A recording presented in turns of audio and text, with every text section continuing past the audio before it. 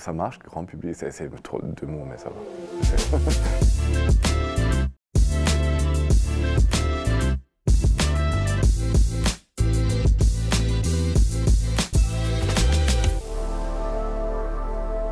Alexandre Graev, mon film s'appelle La photographe. D'abord, j'ai travaillé un peu en tant qu'assistant de production ou de régisseur et finalement je me suis lancé, c'était en 2016.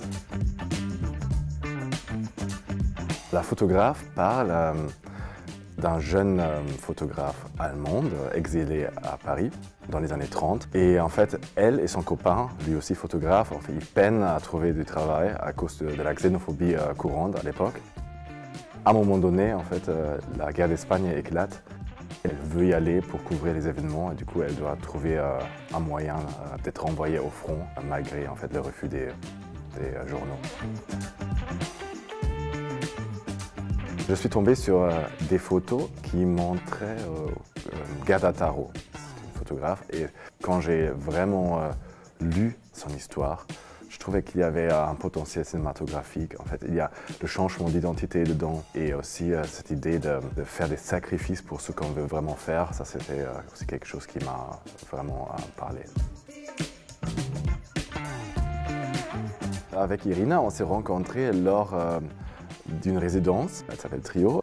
Elle m'a montré d'autres musiques de films qu'elle avait déjà composées. Elle utilise souvent la trompette et c'est exactement ce que je voulais. La trompette fait appel à l'Espagne, mais aussi peut-être cet héroïsme un peu brisé du personnage. Et je trouve que Irina a vraiment trouvé la bonne musique. J'espère que j'ai lié en fait un cinéma accessible, un cinéma pas trop stupide. En fait, ce que j'espère, mais bon, finalement, ce sont les spectateurs qui devraient dire. C'est la GT de Chris Marker qui m'a vraiment marqué. En fait, je trouve que la GT a vraiment la bonne forme pour ce qu'il raconte.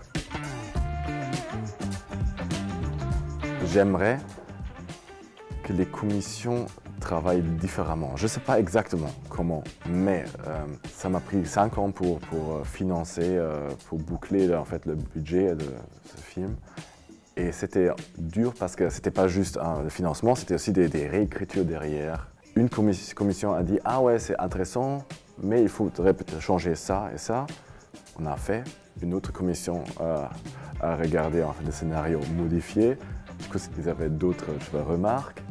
Et je trouve que ça, c'est fatigant pour un scénariste ou pour un cinéaste. La fête du court-métrage, c'est du 19 au 25 mars, partout près de chez nous.